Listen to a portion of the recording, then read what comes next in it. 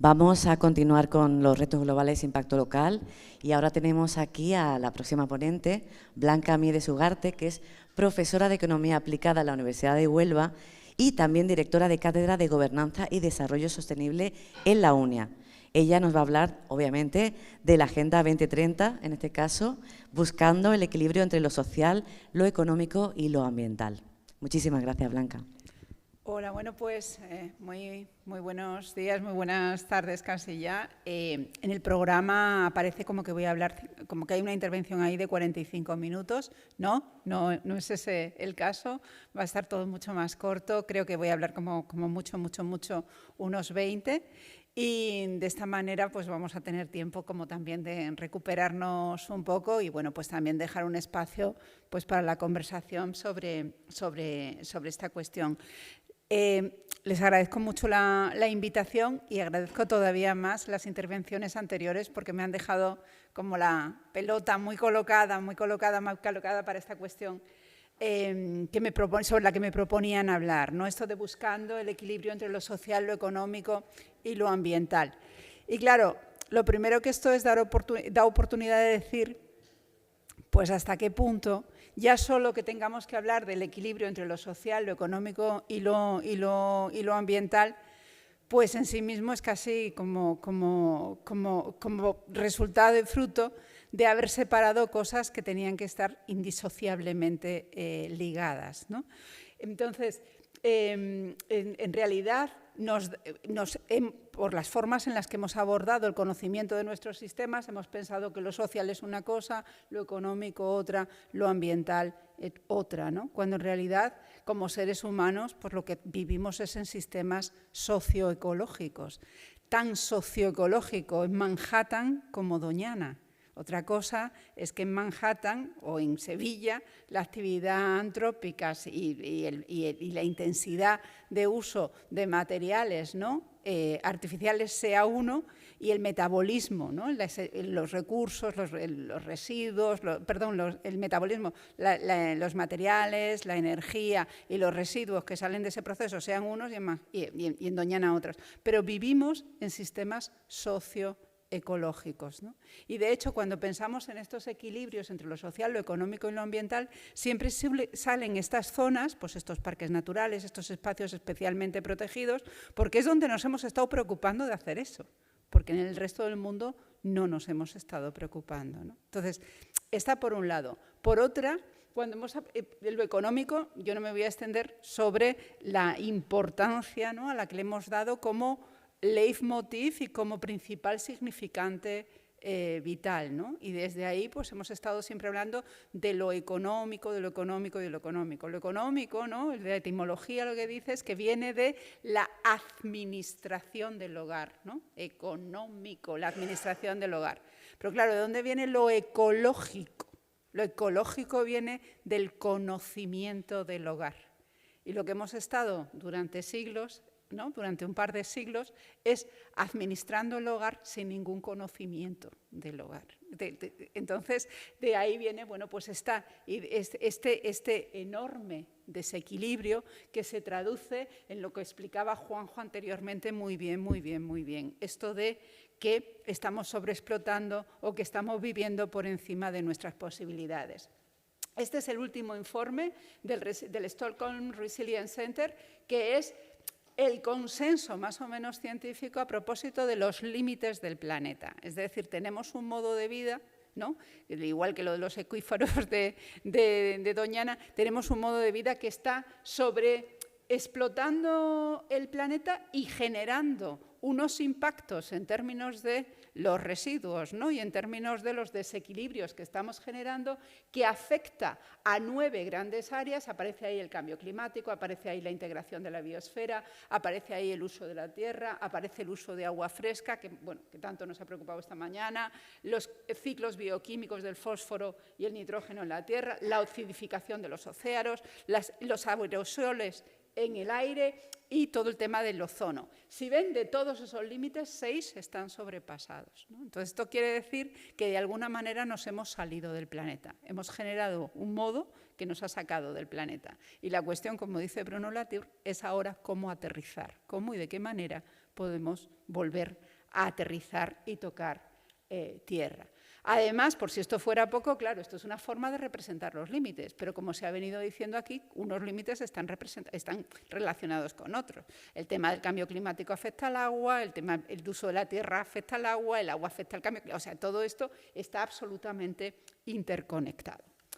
Entonces, bueno, esta es como la imagen esta de como que nos estamos encontrando, ¿no? Como que la Tierra se encuentra pues en este momento en el que o tiramos para un lado o tiramos para otro, porque la forma en la que estábamos viniendo, ¿no? Esta forma que veníamos como una canica, ¿no? Que estaba en torno a una órbita que más o menos estaba ahí más estable, pues parece que ahora nos estamos desestabilizando bastante y no sabemos a dónde vamos, ¿no? A dónde vamos a acabar con todo esto. El cambio climático, pues es un ejemplo paradigmático de esto, pero estamos en otros límites también que nos están situando ahí. La cosa es que ahí ponemos el planeta Tierra, pero no es el planeta lo que está en riesgo. Lo que está en riesgo es la forma de vida humana, ¿no? Y bueno, ante todo esto, y hablando del equilibrio, ¿no? ¿Cómo lo llevamos? Pues lo llevamos con dificultad, ¿no? Pues unas personas lo llevan mejor y otras personas lo llevan peor. Hay quien ante esta situación, ¿no? Esto le parece demasiado intenso, y lo que hace es negar. Y dice, bueno, aquí no está pasando nada, eso no es verdad, aquí no... Nada. Esto que hablamos del terraplanismo climático, que es una forma de poner distancia entre algo que no puedes abordar, no puedes asumir, te da miedo, lo niegas y ya está. Luego están los de la distancia precavida, que dicen, bueno, eso sí, eso puede estar pasando, pero ¿yo qué puedo hacer con esto? Luego están los rebeldes y los que dicen que esto no puede ser, es que esto tiene culpables, es que no todo el mundo ha contribuido igual, es que hay que solucionarlo, es que hay que parar las cosas, y es ahí toda la gente de las rebeliones que vemos en las calles y que le están peleando como pueden. Luego están los que están deprimidos en casa y están, bueno, ya saben que ahí está la ecoansiedad como diagnóstico psicológico ya establecido, ¿no? Gente que realmente está teniendo problemas graves de sostener su integridad psicológica simplemente porque se encuentra en estos espacios. Esto es particularmente grave en personas adolescentes, chicos y chicas. O sea, que lo pones ahí y tú dices, ¡ay, que me da una ansiedad! Y parece que estamos haciendo una broma, pero hay gente que lo está pasando muy mal, ¿no? Y con todo esto luego hay otra serie de gente que somos los del activismo esperanzado, los que decimos, bueno, las cosas pueden estar mal, pero seguro que algo se puede hacer y en cualquier caso vivir hay que vivir. Entonces vamos a ver, ¿no?, si somos capaces de transformar las cosas de alguna manera para que las cosas evolucionen en otra dirección, ¿no? Y es ahí donde aparece la Agenda 2030, ¿no? De todo como un espacio en el que, bueno, al menos desde las Naciones Unidas se toma en consideración que no solo es una cuestión de lucha contra la pobreza, que lo es y que es muy importante, sino que además también tenemos que hacer frente a estos desafíos climáticos. Y ahí aparece todo esto de los objetivos de desarrollo sostenible, de los que tanto hemos oído hablar, con sus principios, ¿no? Esto de que pongamos la prosperidad de verdad, ¿no? Pensemos en una prosperidad que considere de verdad que somos sistemas socioecológicos, que todo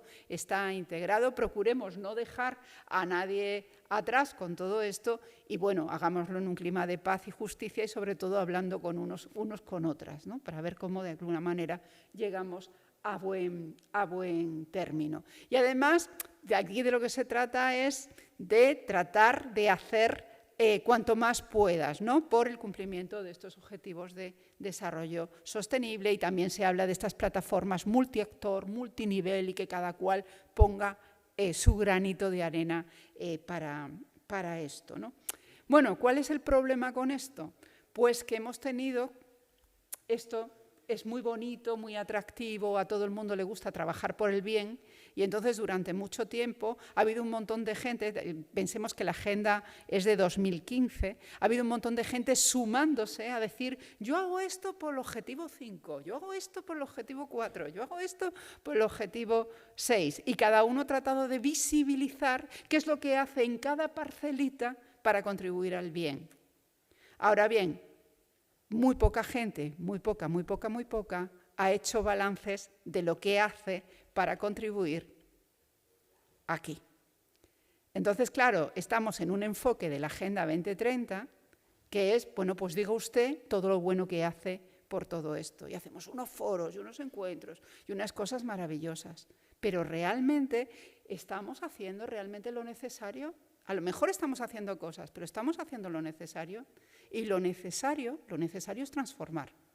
Porque además el nombre de la agenda es transformar nuestro mundo. O sea, el nombre de la declaración es transformar nuestro mundo, la Agenda 2030 para el desarrollo sostenible. Entonces, estamos transformando.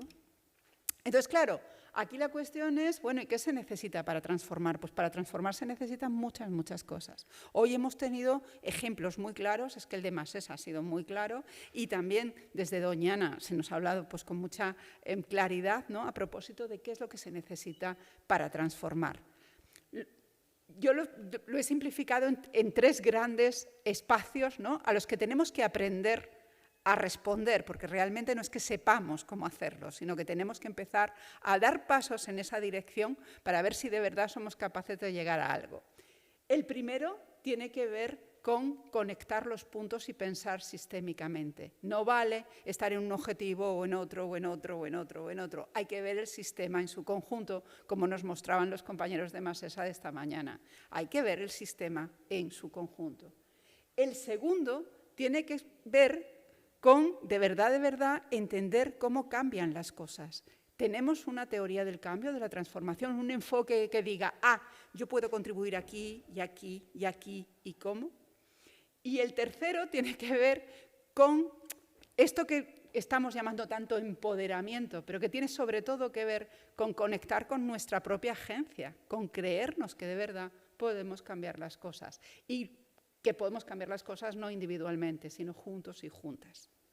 Entonces, con respecto al primer punto, al de pensar sistémicamente, la idea es esta. La idea es que tenemos que pasar de lo lineal a lo circular. Tenemos que pasar de la desconexión a la conexión. Tenemos que pasar de pensar en silos a conectar las cosas, a ver qué emerge y ser conscientes de que lo que emerge puede estar para bien o para mal y que por lo tanto eso lo tenemos que limitar de alguna manera, ¿no? Tenemos que pensar en empezar a sintetizar conocimientos de todos estos que ya tenemos sobre cómo funcionan las cosas parcialmente. Y tenemos que empezar a pensar en que de actuar solos, solas, tenemos que empezar a trabajar en relaciones. La experta mundial en sistemas, que por otro lado fue Donella Meadows, que como saben fue la primera la que escribió aquel informe sobre los límites del crecimiento en los años 70, el informe aquel del Club de Roma, lo que decía es que lo bueno de pensar sistémicamente es que cuando ves todas las relaciones, hay veces que cambiando una pequeña cosa en un lugar, cambias todo el sistema. Entonces, pensar sistémicamente a lo que te ayuda es a identificar palancas. Entonces, desde ahí, el problema es ingente, pero también podemos tener puntos de cambio que puedan ser muy interesantes. ¿Qué dice Donella Meadows? Pues bueno, ella identificó unos cuantos puntos de cambio, ¿no? Hizo una serie de palancas, lugares desde los cuales tú puedes cambiar el sistema. Si tú tienes un problema de agua, pues una forma de cambiar el sistema es hacer más embalses. Sí, es una forma.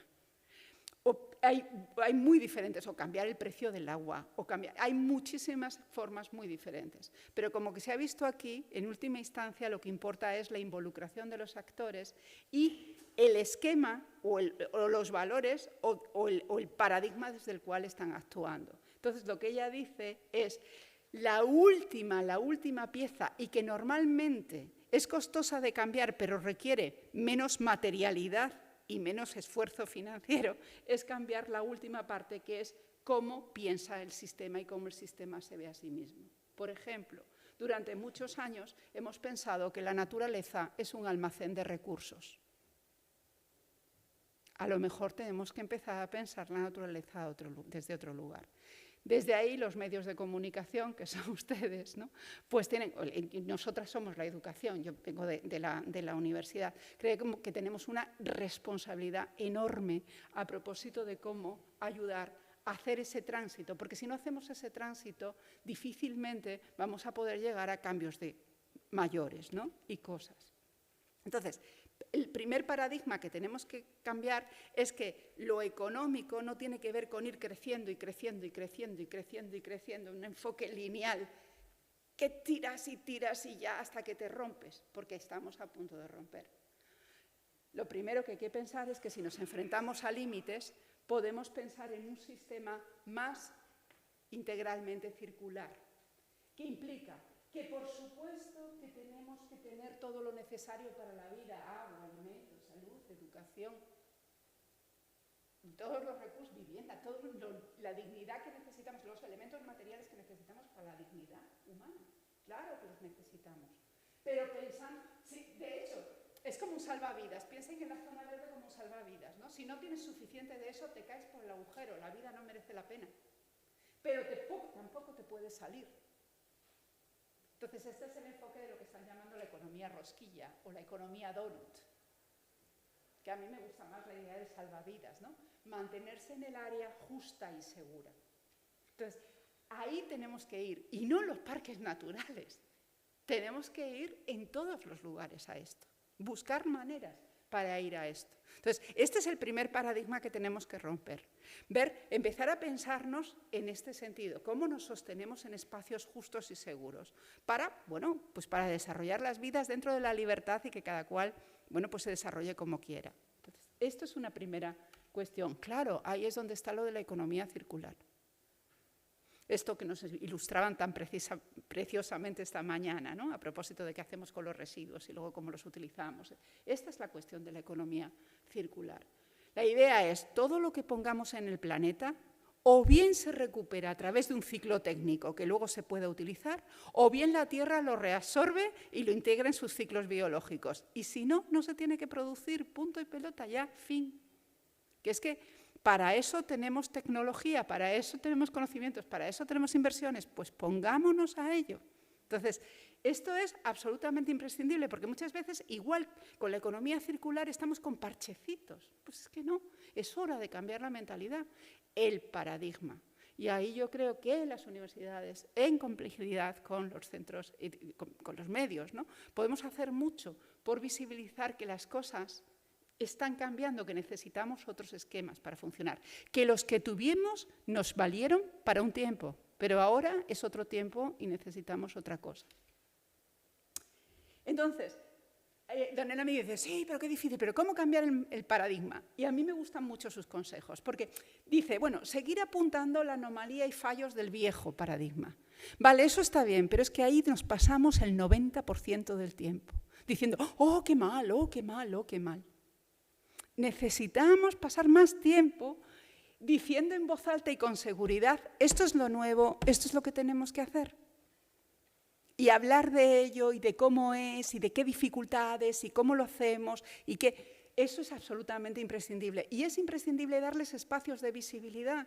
Visibilidad en prime time, no visibilidad los domingos a las 3 de la tarde que tienes este programita de no sé qué, sino buscar cómo y de qué manera traemos esto a los espacios mayores. Eso por un lado. Luego, nos concentramos mucho en el mal. Claro que nos concentramos en el mal, porque el mal atrae la atención, pero tenemos que ser capaces de vender historias en las que los agentes de cambio están haciendo cosas y dirigirnos a los agentes de cambio, a los y las agentes de cambio, porque muchas veces nos estamos dirigiendo todo el tiempo a quien lo hace mal, a quien no sé qué, a quien no sé cuánto, a criticar, pero no estamos dedicando esa energía y ese tiempo a ensalzar, a apoyar y animar a quien lo está haciendo bien. Es decir, que sea además esa que lo está haciendo bien, hay que ponerle en 7 telediarios, pues en 7 telediarios habría que ponerles. Esa es la cuestión, ¿no? Y por otro lado, lo que realmente ayuda de verdad, es, como decía, en este punto que estábamos hablando de pensamiento sistémico, es que la gente pueda conectar los puntos. Esto se conecta con esto, se conecta con esto y se conecta con esto. Para eso lo tenemos que conectar primero nosotros, ¿no? Nosotras, ¿no? Y yo vengo de una institución donde todos los puntos están desconectados. O sea, lo digo, empiezo por ahí. Luego está, ¿cómo voy? Ahí. 10 minutos. En 10 minutos he terminado. Es que no me puse el tiempo. Luego está en esto de el cambio. ¿De verdad entendemos cómo cambian las cosas? ¿De verdad? Pues si pensamos en términos de transformación, ¿tenemos algún esquema de qué es necesario para cambiar y cómo cambian las cosas? Pues miren, a mí este modelo, que es el de los 3 horizontes de Sharper, del Instituto de Futuro Sudafricano, me gusta muchísimo, porque dice, tú tienes que tener en cuenta que en cada momento del tiempo tú siempre tienes 3 horizontes de cambio que están ahí. Tienes el horizonte 1, que es lo que está pasando ahora, pero que por cualquier razón en el tiempo va a tener que desaparecer. Ahora mismo las formas de producción y consumo que tenemos tienen que desaparecer en el tiempo porque no son sostenibles. Por otro lado, tienes el horizonte 3, que es este verdecito que empieza, que ahora es muy chiquitito, pero es de un montón de gente que dice, oye, habría que hacer las cosas de otra manera, habría que hacer las cosas de otra manera, habría que hacer... Y que con el tiempo se espera que crezca. Y luego tienes el horizonte 2. ¿Y cuál es el del horizonte 2? El de los pragmáticos y de las pragmáticas, en los que dicen, vamos a hacer que esto sea posible. Que es un horizonte de innovación que, bueno, que trata de pasar del 1 al 3 sin tener que pasar todo el sufrimiento de sacar un sistema y todo el esfuerzo de sacar el primero. Esos son atajos. Normalmente lo que ocurre con toda la gente que nos está vendiendo hoy grandísimas innovaciones, sobre todo en el mundo de la tecnología, nos está diciendo que está haciendo el puente. Muchas veces lo que está haciendo es profundizar en el horizonte 1, hacer más de lo mismo. El caso, de todas maneras, es que en todo proceso de cambio necesitamos las 3 cosas. Necesitamos gente que sea conservadora, que esté en el horizonte actual y que esté en cómo funcionan los sistemas, porque tú no puedes cambiar y dejarlo todo en el vacío. Necesitas gente visionaria, innovadora, protestona, y que no se conforme, inconformista, que esté generando nuevas narrativas y nuevos espacios de cambio.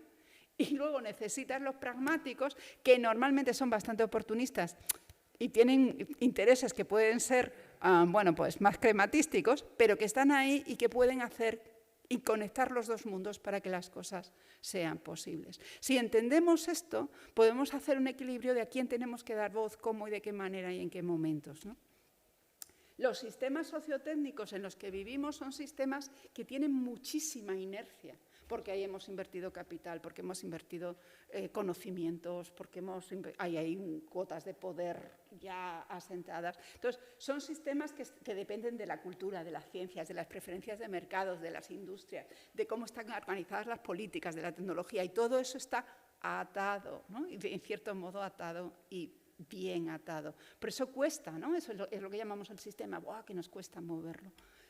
Sin embargo, sí que hay alguna posibilidad, porque esos sistemas están embebidos, por un lado, en un paisaje que son nuestras mentalidades, nuestras ideas generales sobre cómo tienen que ser la vida, el propio sistema ambiental y cómo se están desenvolviendo las cosas. Eso está arriba, ¿no? Es toda la parte del paisaje, ¿no?, de este sistema sociotécnico que es tan difícil mover. Y por abajo lo que tenemos es un montón de prácticas innovadoras de gente intentando cambiar las cosas. Y el sistema ahí, que no se mueve. Pero a veces ocurren cosas como que se abre, hay una crisis en el paisaje, por ejemplo, la crisis climática ahora, o una crisis política, una gran revolución, abren un poco el paisaje, generan ahí una cierta ruptura, y ahí es cuando el cambio y las prácticas pueden empezar a tener alguna posibilidad de cambiar el sistema. Luego, aquí lo bueno es que tenemos muchos puntos de intervención, palanca, como decía don Elamidos. Tenemos por arriba toda la posibilidad de cambiar las narrativas en el paisaje, ¿no?, y cambiar las mentalidades y empezar a pensar en otros términos. Y bueno, ahí también se producen muchas cosas en el paisaje ambiental, se producen guerras, se producen muchos elementos que están ahí. Pero esas aperturas, bueno, pues están ahí, son desestabilizadoras del sistema que tenemos.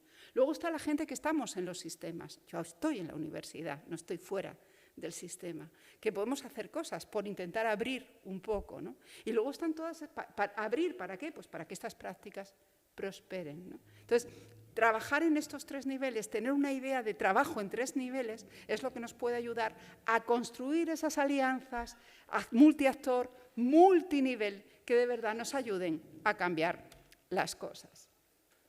Y asumir que los problemas son complejos. Asumir que los problemas son complejos, que no son cosas necesariamente simples, que no podemos simplificar. Sencillamente así. Los problemas son complejos, pues abracemos la complejidad y movámonos desde ahí, no pensando que es que la mejor solución es la que yo digo o la que dice mi vecino del quinto, ¿no? Es esta cuestión. Y está el último punto, que es quizá el que ustedes mejor conocen, ¿no? Que es el que tiene que ver con cómo y de qué manera podemos conectarnos con nuestra propia agencia, ¿no? Y lo primero es, si queremos cambiar mentalidades, es saber cómo conocemos. Y aquí lo más importante, y voy terminando, es que realmente no es que primero conocemos y luego decidimos, es que primero decidimos en función de lo que nos pide el cuerpo, la vida y lo que nos genera sentido, y después lo justificamos. Entonces, cuando se trata de comunicación y cuando se trata de hacer y transformar y pedir cambio, se trata más de estar con lo que la gente siente y lo que le genera sentido que con lo que la gente piensa de una cosa o de otra. Y desde ahí, bueno, pues es muy importante. Esto lo saben los medios de comunicación. Los medios de comunicación saben muchísimo mejor que nadie que sentimos antes que razonamos. Primero sentimos, luego razonamos. Bueno, pues utilicemos esto también para el cambio, ¿no? Y tengamos en cuenta a la hora de construir las narrativas que no vemos el mundo como es, sino que lo vemos como somos. Y desde ahí es absolutamente imprescindible operar, porque si queremos construir esas alianzas de tantos mundos que se ven de forma tan diferente, los conservadores, los visionarios, los pragmáticos, es absolutamente imprescindible que partamos de ahí, ¿no? de esta base, ¿no? De que realmente vivimos en burbujas autoselladas en las que estamos con referencias autorreferenciales, ¿no? Y que es importantísimo ser capaz de romper esos filos. ¿Cómo? Con buenas conversaciones, generando mejores conversaciones, conversaciones en las que de verdad nos podamos escuchar. Conversaciones en las que nos podamos escuchar y desde ahí poder llegar a los acuerdos, porque en última instancia, lo que se decía antes en Doñana, decían, lo que nosotros tenemos es el medio ambiente. Bueno, lo que nosotros tenemos en juego no es el medio ambiente, lo que tenemos en juego es nuestra supervivencia, ¿no? En lo local y en lo global. Las dos últimas, conectar con el propósito. Porque se trata, sobre todo, de ver cómo y de qué manera podemos practicar en lugar de predicar. Así que de lo que se trata también no es solo de generar ideas, sino de generar espacios en los cuales podamos transformar juntos y juntas. Entonces, el reequilibrio de lo económico, de lo social y de lo ambiental no va a venir de ninguna fórmula mágica, va a venir de que seamos capaces de conectar los puntos, de aprender juntos, juntas a transformar generativamente para esa integración y después, bueno, pues que seamos capaces, sobre todo, de divertirnos de algún modo haciéndolo, ¿no? Eso es lo que dice Temel Kuran, que dice que, bueno, que sobre todo, sin renunciar a la belleza, ¿no? Porque la vida es una, hay que vivirla y, bueno, pues dentro de los desafíos que tengamos, rescatar la belleza de todo lo que estemos haciendo. Y esto era todo. Muchas gracias.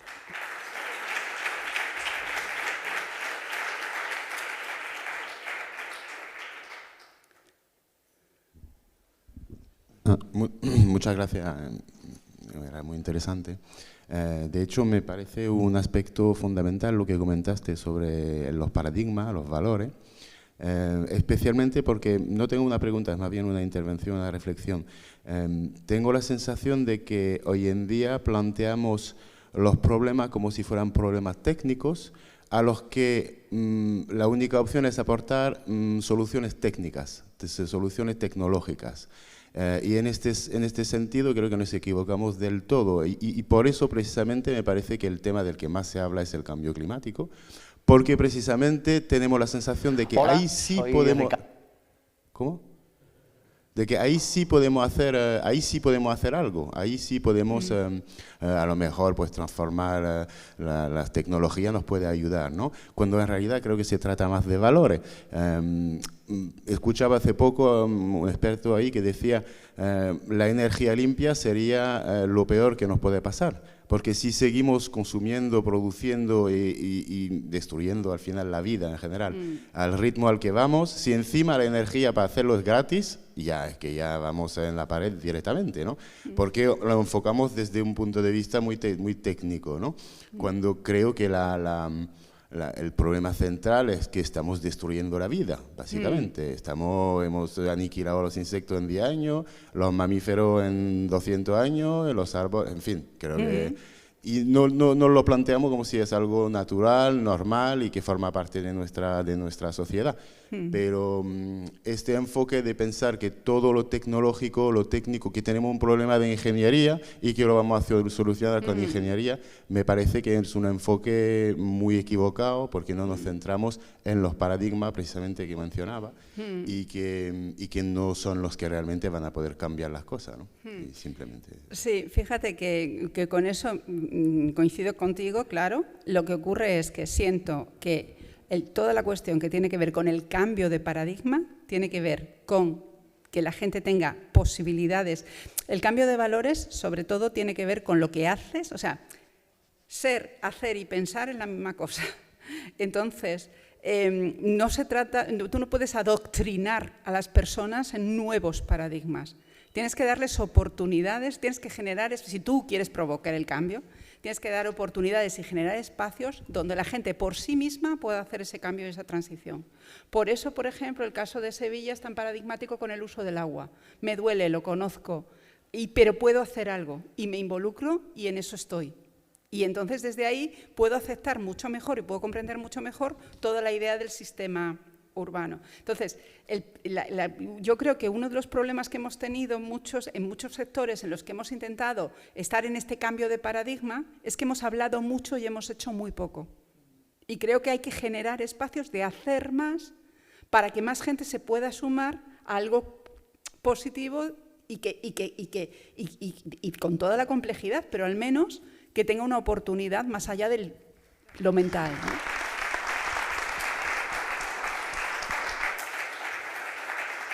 Vamos a continuar con esa proyección de audiovisuales de obras de Ricardo Gamaza, Agua, Zona Cero, que es el cortometraje ganador del premio 2023 Océano de Ideas sobre los ODS.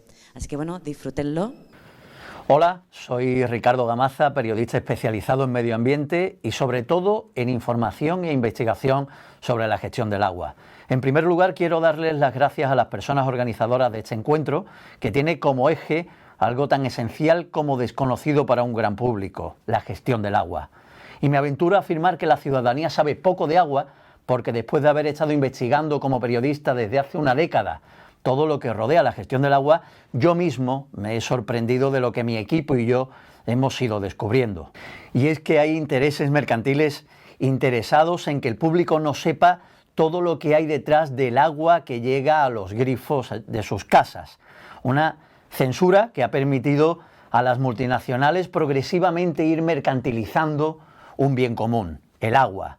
Por supuesto, un movimiento privatizador que lleva años realizándose en todo el mundo hasta el punto de que el agua ya cotiza en bolsa como un activo más en mercados como el de California, en Estados Unidos, o se exporta en grandes buques como si fuera petróleo, como hace desde finales de los años 90 el estado de Alaska, y hasta se compran los derechos de agua en los bancos de agua de Australia, el territorio más seco del planeta. El camino trazado es que quien no tenga para pagarla no tendrá agua en el futuro. Eso sí, la ciudadanía se rebela y lo impide, como ya pasó en Cochabamba, en Bolivia, donde la guerra del agua del año 2000 logró expulsar a las multinacionales que les habían privatizado el agua, un consorcio en el que, por cierto, estaba Bengoa. O en Uruguay, donde se logró blindar en la Constitución el derecho humano al agua y que la gestión fuera pública, tras expulsar de nuevo a las multinacionales. La guerra del agua es uno de los episodios claves en la historia de los levantamientos populares del país, que no fue un hecho aislado. Fue el resultado de una serie de privatizaciones por parte del gobierno que había generado un fuerte malestar entre la población. Las subidas abusivas de las tarifas de servicios esenciales no habían pasado desapercibidas, mientras que la privatización del agua fue el punto culminante para encender la mecha de esas movilizaciones. Por los corruptos y los políticos que han administrado Semapa de manera totalmente oscura. ¡Vamos a pagar, compañeros! Los disturbios dejaron tras de sí una víctima mortal y varios heridos, y solo se disolvieron cuando el gobierno boliviano accedió a dar marcha atrás a la concesión del agua en Cochabamba. La intensidad de las protestas se incrementaron a medida que se dejaba patente la ineficacia del gobierno de Hugo Banzer Suárez. Por su parte, las autoridades optaron por intensificar la represión, arrestando a los líderes de las protestas y declarando el estado de sitio en todo el país. No funcionó, porque la misma policía boliviana optó por no reprimir a sus propias familias. Los principios de lealtad a nuestros superiores y a nuestra institución, pero no podemos pues ir contra nuestra familia. La guerra del agua en Bolivia se convirtió en una hazaña popular que sembró el camino por la lucha por los derechos del agua. Pero para que el movimiento ciudadano se produzca, la información es un elemento esencial. Si nadie sabe nada, nunca pasará nada. Es la máxima de las empresas privatizadoras del agua en sus estrategias de comunicación. Por eso los periodistas independientes les resultamos muy incómodos. En Ecoperiodismo todo empezó hace ya casi una década. En 2014 iniciamos una aventura periodística, la de producir el primer documental independiente que explicase las consecuencias de la privatización del agua en España. Hasta entonces, ningún medio de comunicación se había atrevido a hacer ese trabajo de investigación. Tardamos más de 2 años en lograr averiguar todo lo que nos habíamos propuesto contar en nuestro documental Trileros del Agua.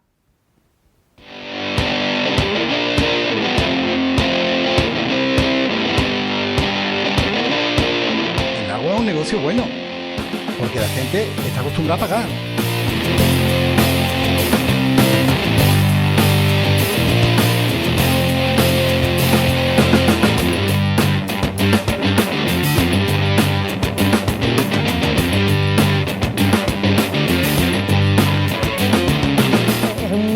Secuestrados, clientes cautivos.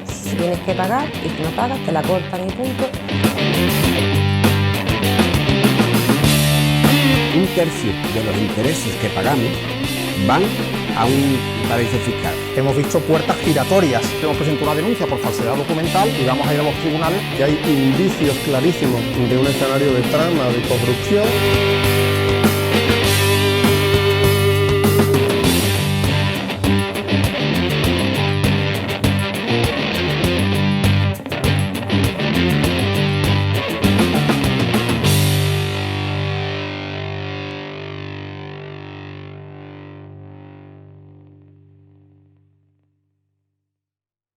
En Trileros del Agua logramos contraponer los 3 modelos de gestión que existen en España para la gestión del agua.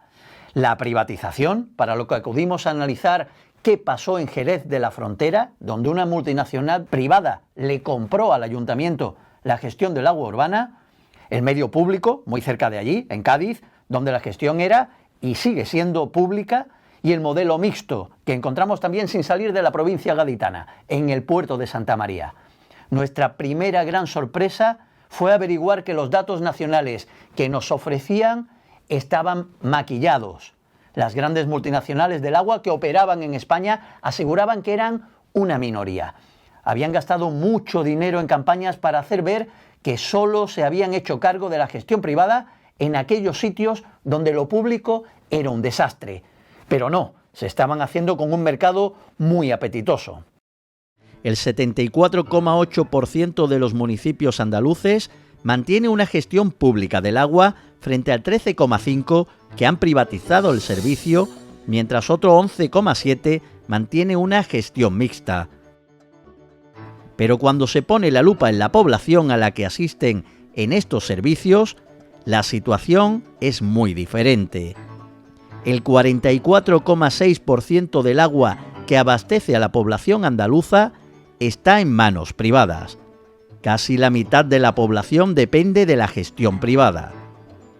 En España el panorama es muy parecido. El 55% de la gestión del agua está controlada por grandes empresas privadas. Además, el 87% de esa gestión privada se concentra en solo 2 empresas: Aguas de Barcelona, el grupo Agbar, perteneciente al grupo Suez, y Aqualia, perteneciente al grupo Fomento de Construcciones y Contratas, FCC. De manera que se puede decir que se gestiona un derecho humano en un régimen de auténtico oligopolio, donde no hay competencia. En Andalucía, Aqualia, Agbar y Acciona son, por ese orden, las 3 grandes empresas que hacen negocio con el agua urbana. Sorprendente fue también que el gerente de la multinacional privatizadora nos concediese una entrevista. Después descubrimos que esperaban una entrevista de esas a las que les tenían acostumbrados, para lucirse en las respuestas. Nuestra entrevista no le permitió precisamente lucirse y sí puso sobre la mesa contradicciones, mentiras y silencios muy elocuentes. Para Aqualia, ¿el agua es un derecho humano? Sí. Pero al año de que Aquajerez se haga con el servicio, de que se encargue de la gestión del agua en Jerez, le cortan el suministro, le cortan el grifo a 200 familias. ¿Cómo cuadra eso, Enrique, con el derecho humano? Vamos a ver, en ningún caso la ONU dice que el derecho humano al agua deba ser gratuito. Aquajerez se constituye, es una sociedad que se constituye con 3.000 euros, pero acude a una licitación con 80 millones en el bolsillo, que es el canon concesional que se paga. ¿Cómo se hace eso? Bueno, eso, con todos mis respetos, creo que es gestión interna de la empresa, y eso, si me lo permites, no te lo voy a contestar. Aquajerez se crea a partir de la empresa encargada de hacer las muestras de calidad del agua pública de Jerez. Se creó una sociedad en la que los socios eran FCC Aqualia y el Banco de Santander, con un capital social de 3.000 euros. Poco después se presentaron al concurso para hacerse con la gestión del agua durante 25 años. Para ello pagaron un canon concesional de más de 80 millones de euros. ¿De dónde salió ese dinero? Lo pusieron en forma de préstamos entre FCC Aqualia, el Banco de Santander, y la mayor parte la puso Talos Capital. ¿Pero quién es Talos Capital? Es una sociedad con domicilio social en Irlanda, pero vinculada estrechamente a una fundación, TCI, radicada en un paraíso fiscal, las Islas Caimán. Y por supuesto investigar e investigar, tanto que hasta descubrimos cómo se montaba la ingeniería empresarial en las multinacionales del agua a nivel local para optimizar los beneficios. Comparemos las 2 cuentas de resultados. Los números de cuando era empresa pública, Agemsa, y los de Aquajerez. Agemsa cobró 25,7 millones por el agua, mientras que Aqualia vendió 1 millón largo más de euros cuando se hizo con la gestión, 26,8 millones. Los costes de personal de la empresa pública eran de 5,1 millones, mientras que los de Aquajerez se redujeron a 4,9 millones. ¿Cómo es posible entonces que los beneficios de la empresa pública fueran de 9,5 millones y los de Aqualia apenas 975.000 euros? La respuesta está en que Aquajerez no contabiliza como beneficios gran parte del reparto del pastel económico de las facturas del agua. El reparto de dinero lo hace mediante el pago de préstamos que ha recibido por sus amigos para la compra del servicio de aguas, aunque alguna de esas empresas sea la propia FCC. De esta forma declara que gana menos y de paso paga menos impuestos, casi 1 millón de euros menos de lo que debería haber ingresado a Hacienda. Una práctica financiera que es del todo legal, pero que acaba sacando el dinero que los jerezanos y jerezanas pagan en sus facturas fuera de su ciudad. No solo se perdía el dinero público, también se destruía empleo local cuando se privatizaba el agua. Cuando el servicio es público hay una plantilla hay una plantilla de 89 trabajadores. Ahora los últimos datos que nos han dado, estamos hablando de 71 trabajadores aproximadamente. se reduce el número de plantilla. ¿Esto es también habitual? ¿Es lo normal cuando una empresa privada asume un servicio? No, eso depende de las circunstancias, porque de la misma forma que le han dicho, no sé quién ni de qué dato, el número de personas que ahora mismo trabajan en Acuajet, también le puedo decir que ha aumentado el número de personas que trabaja para el servicio de aguas, a través de las subcontratas que tenemos para realizar ciertas actividades. Cuando Aguas de Jerez, agencia, estaba funcionando, había un entramado de pequeñas empresas jerezanas alrededor, que miraban los contadores, hacían los invernales, hacían las limpiezas y tal, ¿no? Este entramado de empresas desaparece. Pues nada, que llegaron estos señores y a la semana de estar estos señores aquí, pues nos llama un señor que es el que nos daba a nosotros el trabajo. Yo llevaba 19 años, mi compañero 17, nos llama que a partir de ese día ya no se podía cambiar ni un contador más, a raíz que entraron estos señores. Nosotros ya no pudimos trabajar más, no nos dieron más trabajo. Yo tengo que ir, si tengo una empresa pública, a un concurso público para comprar un lápiz. El privado se lo va a comprar a quien quiera. ¿Y a qué precio? A quien le dé la gana. Y si es una empresa de su grupo, pues son multinacionales, las únicas que pueden acceder a 80, 100, a 200 millones de euros, pues van a ser del propio grupo. Y esa es la manera de recuperar esos 80 millones, multiplicado por 2 o por 3. Y así seguimos durante 2 años tirando del hilo del agua privatizada para descubrir una madeja que iba mucho más allá de los cortes de agua a quien no puede pagarla. Fraudes, corrupción y de fondo el gran debate. Si la ONU declaró el agua un derecho humano, ¿era compatible que grandes empresas la convirtiesen en un negocio, en un producto mercantil?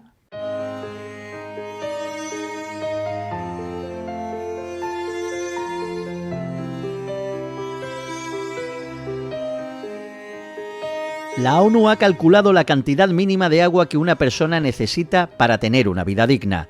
Con 3 hectómetros cúbicos al día, o lo que es lo mismo, 100 litros diarios, Naciones Unidas considera que se garantiza el mínimo vital y se cubren las necesidades más básicas del individuo. Pero no solo eso.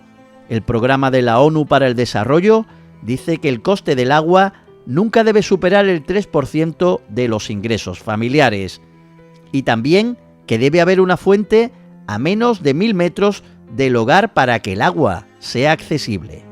Estas empresas no están en una lógica de dar un servicio público universal y garantizar un derecho humano.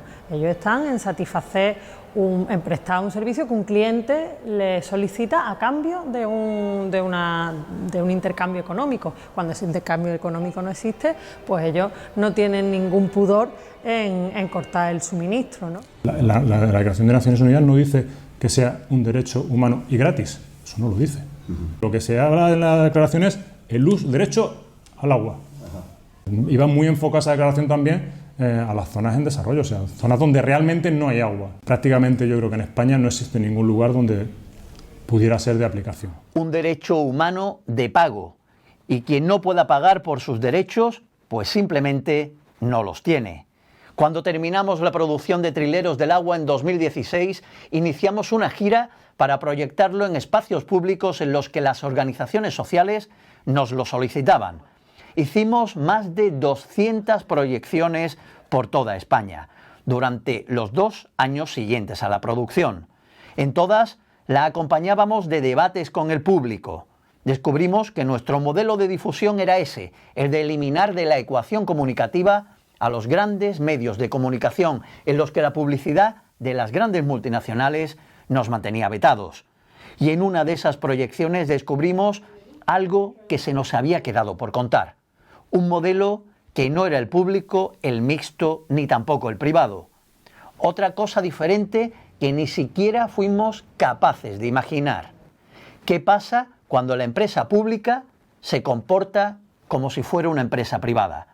Descubrimos que eso pasaba en una de las mayores empresas públicas del agua de toda la península ibérica, Aguas de Bilbao, Vizcaya, conocida en el sector del agua como la Gran Bilbao, donde el control político del PNV era absoluto y los que hacían caja mediante la subcontratación eran de nuevo las multinacionales privadas de siempre.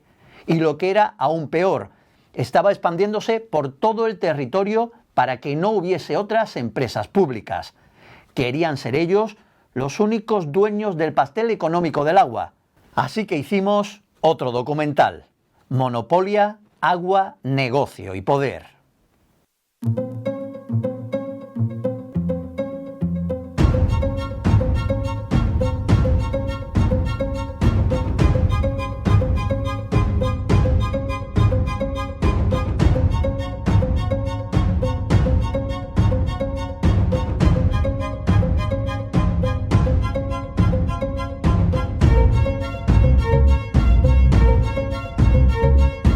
Creemos que es una utilización casi mafiosa de las herramientas que tienen los entes públicos para presionarnos con este asunto. Es un monopolio político.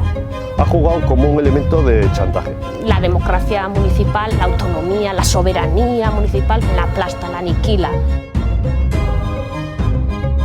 Estuvimos a punto de no tener una gota de agua. El abandono absoluto de los recursos hídricos municipales.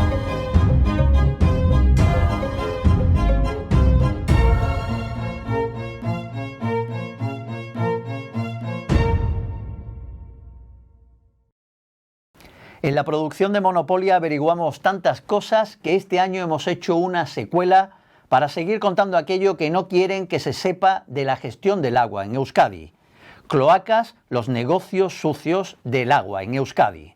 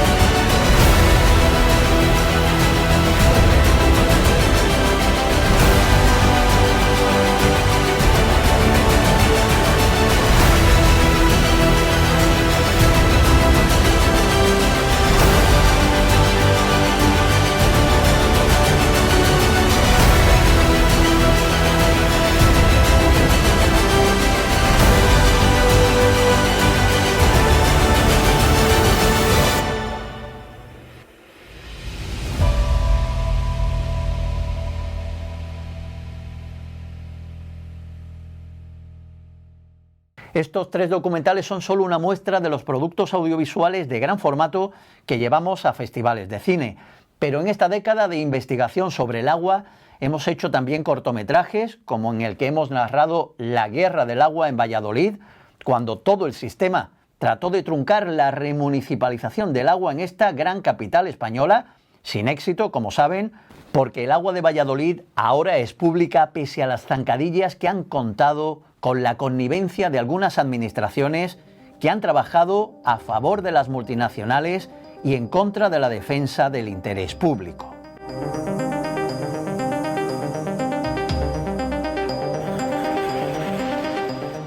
El abastecimiento de agua potable y la gestión de las aguas residuales, además de estar declaradas como un derecho humano por Naciones Unidas, son competencia exclusiva de los ayuntamientos. Pero esa autonomía, en la práctica, se ha visto socavada por leyes que han impuesto desde el año 2008 una austeridad económica que ha dificultado la prestación del servicio de manera directa por los ayuntamientos, apostando además por la externalización, aunque ello haya supuesto perder calidad.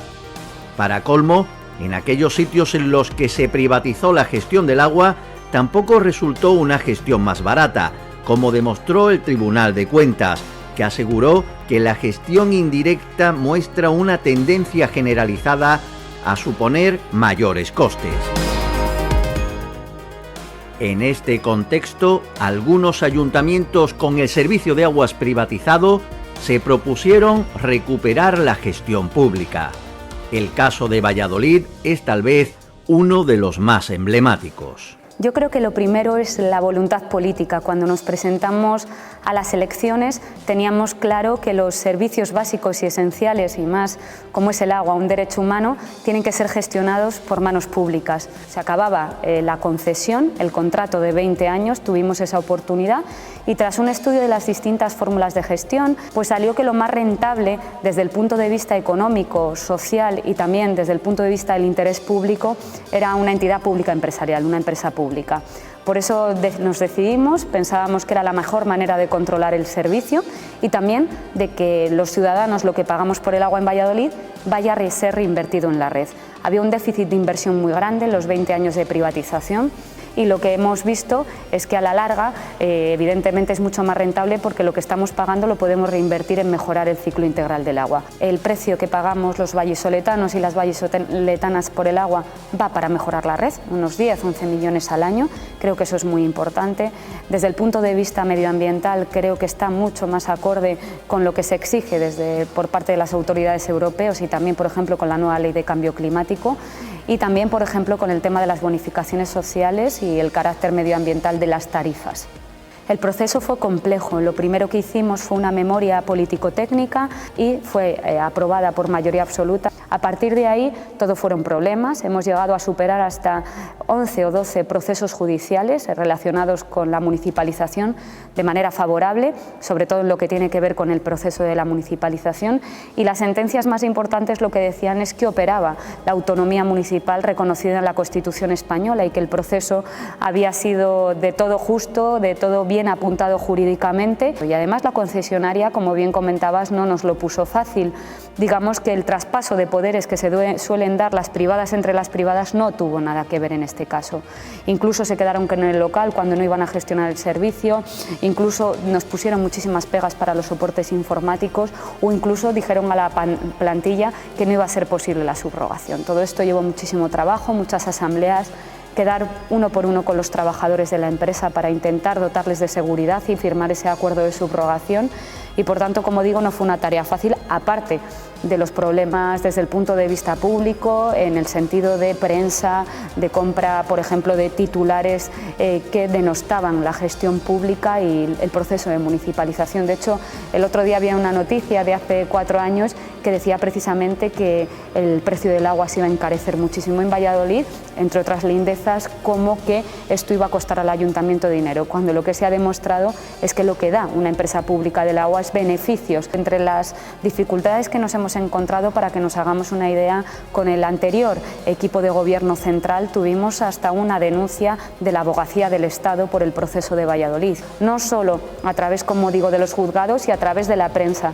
De hecho, un día me dijeron que había un libro en la estación de Valladolid en el cual ponía "El futuro del agua pasa por Valladolid", y salía mi cara y la del alcalde, en el cual un libro que digamos difamaba totalmente pues todas las cuestiones relacionadas con el proceso. Lo que hay que hacer es ofrecer resultados, decir que la gestión pública es la mejor para que sea algo inevitable que esa gestión sea pública independientemente de quién gobierne. Pero está claro que el marco jurídico hace que blinda los contratos privados, pero la gestión pública se puede privatizar a los 2 días. Por tanto, evidentemente es mucho más favorable a privatizar. Yo creo que la pandemia también nos ha hecho valorar mucho más, por así decirlo, lo importante, lo que muchas veces es invisible, como es la salud o como es también la unidad, ¿no? La unidad y la cooperación entre las personas para salir adelante. Pues esto yo creo que ha sido lo mismo. Un servicio público fuerte pues ha hecho que se vea que se pueden aportar soluciones por encima de los beneficios económicos. Poner por delante el interés común a los beneficios económicos. AEOPAS ha lanzado un manual gratuito de contenido técnico y jurídico destinado a servir a los ayuntamientos que toman la decisión de remunicipalizar los servicios de abastecimiento y saneamiento que en su momento fueron privatizados. Se trata de un instrumento técnico que desmonta muchos falsos mitos existentes en la sociedad sobre la remunicipalización de la gestión del ciclo integral del agua. Otro ejemplo que quiero mostrarles es el de los efectos ambientales que también hemos contado en Ecoperiodismo, desmontando falacias como la de que el agua embotellada es más saludable que la de grifo.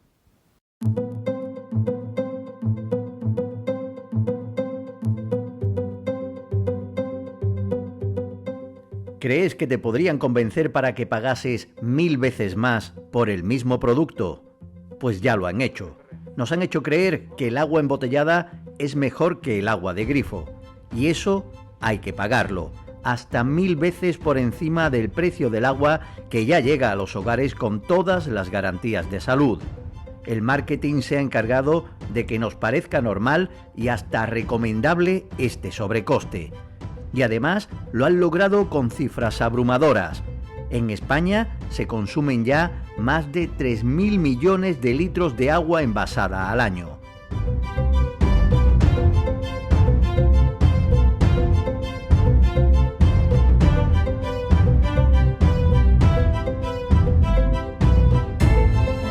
Pero el coste de beber agua envasada no afecta solo a la economía familiar. Hay una consecuencia mucho más grave e irreversible.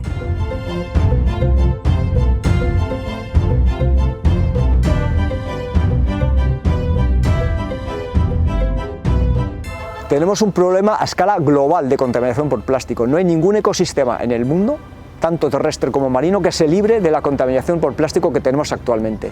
Está pasando esto por el modelo que tenemos de consumo, el modelo que nos está haciendo primar sobre todo el usar y tirar. En cuanto a envases domésticos, seguramente el que más habituado estamos a ver, sobre todo tirado por cualquier parte y también a consumir, son esas botellas de plástico. Todos los días en nuestro país se consumen más de 10 millones de botellas de plástico que en su mayor parte, desgraciadamente, terminan en vertedero, quemadas en una incineradora o directamente arrojadas al medio ambiente. Para llegar a esta situación dantesca no ha hecho falta mucho tiempo. El plástico invadió nuestro mundo hace poco más de 50 años.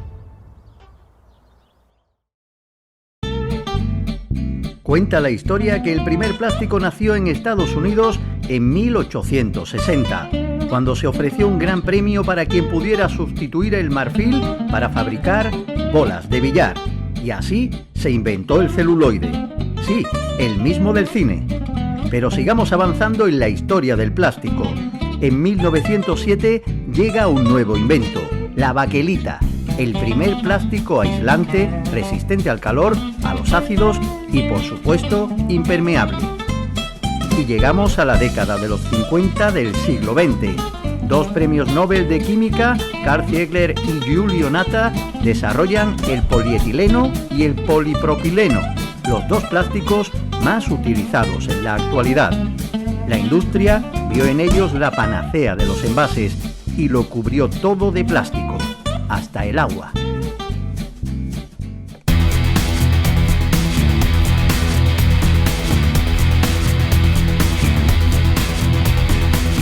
Pero lo que para la industria es barato, para el planeta salió caro.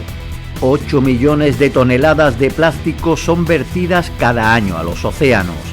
Esto equivale a vaciar un camión de basura lleno de plásticos cada minuto. A este ritmo, en 2025, nuestros océanos tendrán 1 tonelada de plástico por cada 3 de pescado. Y en 2050 habrá más plástico que peces. A diario estamos comiendo, bebiendo y respirando plásticos. Y esto, lógicamente, bueno, pues son afecciones que nos van a venir directamente a la salud, pero como decimos, los mares seguimos llenándolos de plástico, consumimos productos del mar y esos productos, lógicamente, que están llenos de plástico, terminan siendo pues, ingeridos por nosotros mismos y contaminándonos de nuevo por esa producción, o sea, sobreproducción, o ese exceso de uso de los plásticos que estamos haciendo.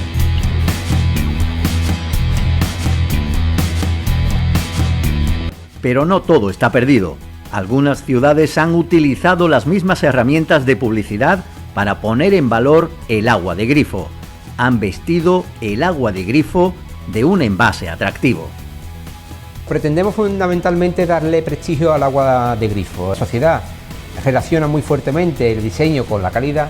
Lo que pretendíamos era dar a entender que el agua de grifo igualmente tiene una calidad destacable. Que los vecinos tengan la botella de su ciudad en su frigorífico para utilizar este agua de una manera interesante, digna, orgullosa. Muchos espacios de restauración ya ofrecen también a sus comensales agua de grifo y no la embotellada.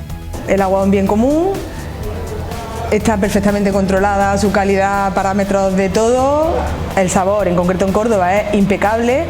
Es que no entiendo por qué hay que darle dinero a grandes compañías por un bien común. Nosotros desarrollamos un textito que lo que dice es: el agua de Córdoba no genera envases, está muy buena y es gratis. También hay ciudades que apuestan por dotar de fuentes bebedero a sus calles. Agua sin necesidad de generar plástico, sobre todo porque el agua de grifo es sana, segura y ecológica, además de más barata.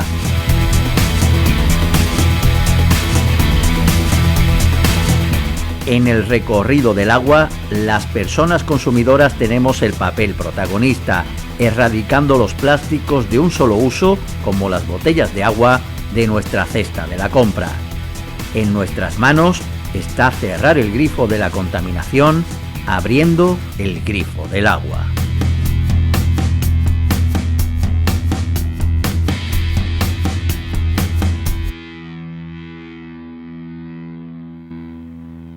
Como ven, nuestra forma de hacer periodismo en los documentales tiene una alta dosis de compromiso social, de defensa de los derechos humanos, de apuesta por lo público frente a los discursos falsos como el de que lo privado funciona mejor, porque detrás de todas esas falacias está el interés de algunos para amasar fortunas haciendo harina a la gente. Las emisoras locales de la EMA, donde yo empecé en los años 90 a trabajar por primera vez como periodista, tienen ese compromiso social del periodismo entendido como servicio público. Estamos, creo yo, en el mismo bando, el del periodismo, donde nuestro cliente, nuestros jefes, son las personas. En el otro bando están la mayoría de los grandes medios de comunicación donde mandan los anunciantes, donde la publicidad dicta los titulares y donde se veta y se censura la información que no interesa que sepa la gente. Gracias por permitirme participar hoy aquí, aunque por desgracia no haya podido ser presencialmente, ya que me encuentro en Toledo, donde mañana recogemos el premio del Concurso Internacional de Minidocumentales Etnográficos Minidoc por nuestro último trabajo, un corto que habla también de un grave problema invisibilizado sobre el debate del agua, como es el de la pobreza hídrica en la población inmigrante. Quiero despedirme agradeciéndoles de nuevo su atención y dejándoles con este corto, que ha sido finalista también en festivales internacionales de Iberoamérica y con el que hemos obtenido galardones en el Festival de Cine Alcances y el Festival Internacional de Cine Mundo de México. Agua, Zona Cero.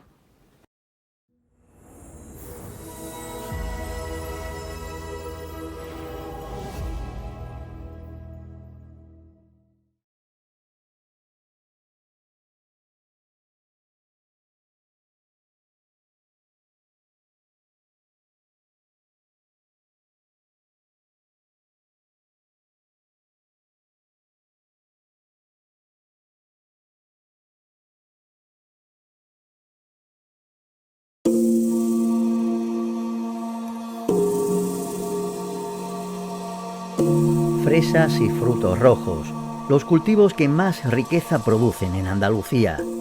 Pero estos productos, que son muy demandados en Europa, requieren ingentes cantidades de agua. Un estudio de la Universidad de Córdoba revela que hacen falta más de 7.000 metros cuadrados de agua, o lo que es lo mismo, 3 piscinas olímpicas llenas, para tan solo 1 hectárea de cultivo de fresa. Las consecuencias de producir fresa y frutos rojos en zonas de secano, como Doñana, han hecho proliferar durante años los pozos ilegales para obtener agua.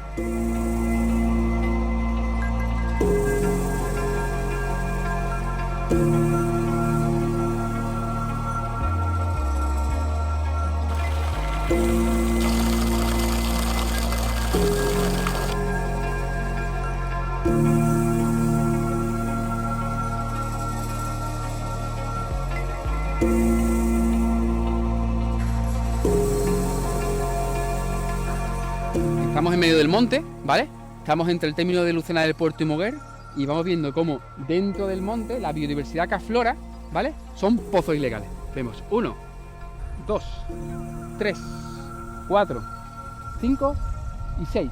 6 en un momento en el que te alcanza la vista. Nosotros hemos denunciado en la zona, en 1,5 kilómetros forestal cuadrado, más de 50 pozos.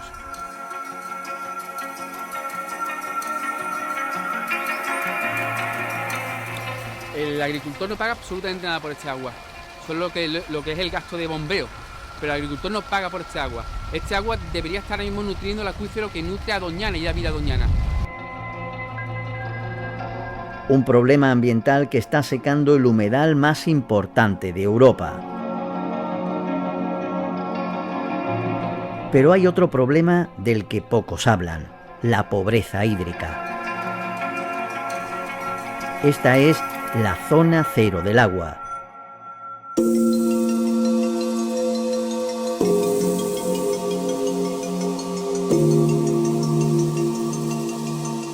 Uno de los miles de asentamientos chabolistas donde sobreviven los recolectores de fresa. No tienen más recursos de los que ellos mismos puedan conseguir. Llevo aquí 16 años. Escuchaba chabula, digo, ¿qué es chabula? A ver si, ¿cómo está eso? Era horrible. Ni el pueblo mío, donde yo vengo de África, que desarrollo muy poco, pero así no tenemos la casa ni lo que vivimos, lo que está ahí la gente. Ni cocina tienes, ni bombona tienes, que nos ponga una ducha, que nos ponga un frigorífico para coger nuestra carne que compramos diariamente para congelar. Nadie nos lo ha hecho, porque el calor que hay en la chabula es horrible, encima es en verano.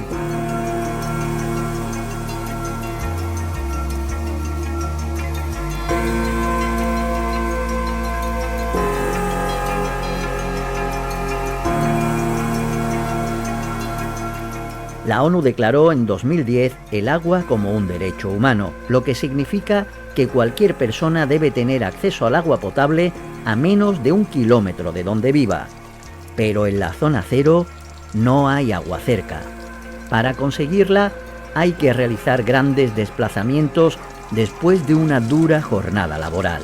Nosotros no tenemos ningún grifo de agua aquí.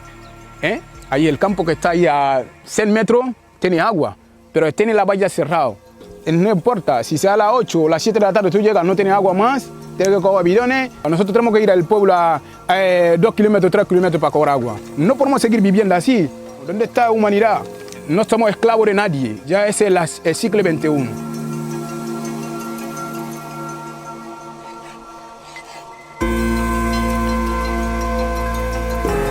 La fresa se ha convertido en el símbolo del egoísmo y la codicia extrema. Un cultivo para el que se exige agua, el mismo agua que se le niega a las personas que recogen sus frutos bajo un calor inhumano acentuado por unos plásticos que lo ocultan todo.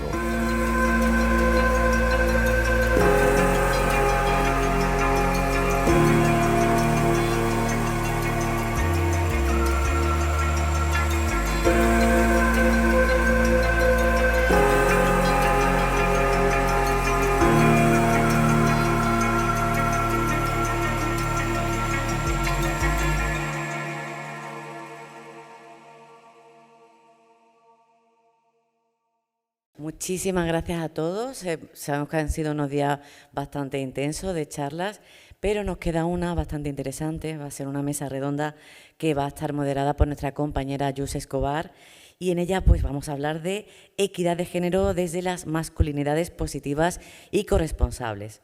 Y en esta mesa tendremos, mesa-silla, a Juanjo Poich, psicoterapeuta integrativo y experto en terapia relacional sistémica, Álvaro Ruiz Garriga, técnico del área de igualdad, no discriminación e interseccionalidad de Fundación CEPAIM, y Ángel Luis Curiel, integrante de Be-Life y campeón del mundo 2022 con la selección española de surf adaptado. Les ponemos los micros y comenzamos, ¿de acuerdo?